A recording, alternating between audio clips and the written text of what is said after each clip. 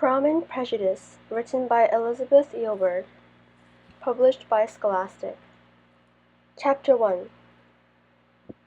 It is a truth universally acknowledged that a single girl of high standing at Longbourn Academy must be in want of a prom date.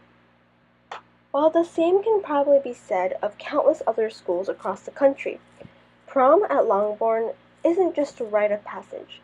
It's considered by many, at least those who matter, to be the social event for future members of high society. Longbourn girls don't go to the mall to get their dresses.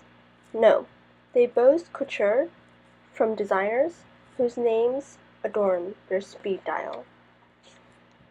Just look at the glossy 6-page spread dedicated to more than a century of prom history in Longbourn's recruitment brochure, or the yearly coverage in the New York Times Sunday Style section, or Vanity Fair, or Vogue. Fashion reporters and photographers flock to the Connecticut campus to scope out the fashion, the excess, the glamour of it all. It is a fashion week for the silver spoon set.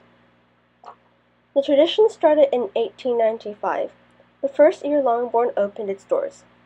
Originally set up as a finishing school for proper ladies, the founders realized they needed to have an event to usher their students into the elite world. And while girls nowadays don't really need to be formally welcomed into society, nobody wants to give up a weekend-long excuse to dress up and attempt to outshine one another. Friday night is a reception where the couples, consisting of Longbourn girls and for the most part boys from the neighboring Pemberley Academy, are introduced. Saturday night is the main event, and Sunday afternoon is a brunch where reporters interview the students about the previous evening. Students become fixated on prom from the day they get accepted. To not attend or have the proper date would be a scandal from which a young girl would never be able to recover. Imagine the chaos that erupted a few years ago when a scholarship student not only snagged the most sought-after boy at Pemberley, but showed up in a dress from Macy's. The horror. And caught the eye of the New York Times reporter, who ended up putting her and her story on the cover of the style section. Up to that point, most students tolerated the 2 scholarship students in each class, but this was too much. The following year, hazing began. Most scholarship students couldn't last more than 2 years. The program only continued because the Board of Trustees was adamant about diversifying the student body.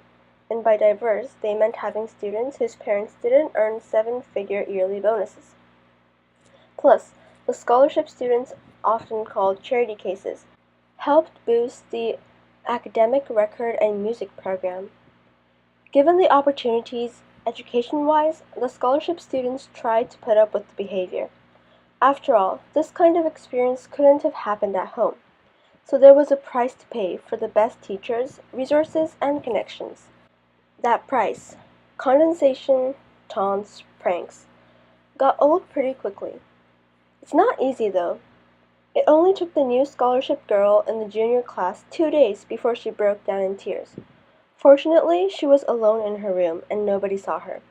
But it happened. I should know, because that was my room, and my tears. I was a scholarship student, a charity case, one of them. There was a giant target on my back, and I had to do everything possible to avoid getting hit.